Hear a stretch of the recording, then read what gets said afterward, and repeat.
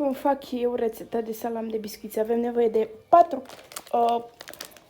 biscuiți de genul, sunt 140 de grame. Eu pun de obicei 4 jumate, dar mai schimb uneori. Punem o cană din asta de lapte, un unt întreg, de data asta pe ăsta l-am cumpărat, cacao 2 lingurițe și la fel și zahăr.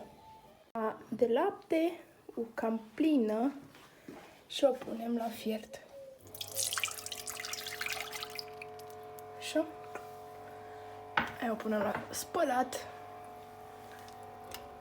Eu de obicei o pun la 8-9.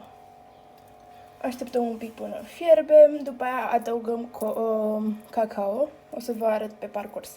Acum o să pisăm toate pachetele, în afară de asta, jumate din asta doar.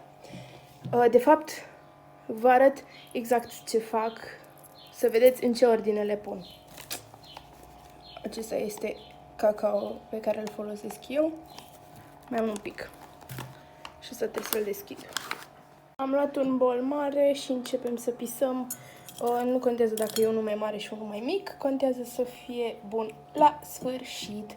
Vă arăt cum arată la sfârșit, după ce am făcut tot asta. Am adăugat și untul, un unt întreg și aștept să se topească untul. S-a topit și cu o lingură mare adaug așa, să văd că se colorează. Așa. Am pus o lingură mare. Cred că mai pun un pic. Tot cu aceeași lingură. Să iau așa un vârf.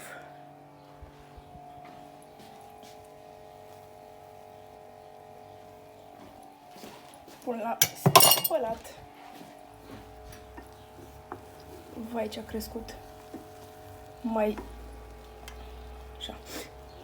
Să nu iasă pe afară. Și acum trebuie să învârtim și punem 2 lingurițe de zahăr. Am uitat să vă spun că eu adaug și rom. Nu știu cât adaug, dar de obicei să se simtă. Așa. Și acum învârt. Și vreau să termin cu biscuiții, că încă n-am terminat. Cam așa trebuie să arate. 4 pachete, unul l-am lăsat și acum adaug chestia asta peste biscuiți. Pasul ăsta nu pot să vi-l arăt, că n-am 3 mâini. O chestie din asta amestecați și după aia o să arată după și acum facem o tranziție, cum îmi place mie.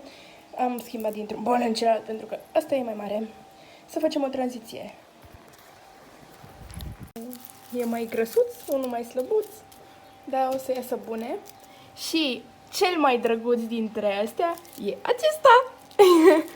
L-am făcut super drăguț, așa micuț.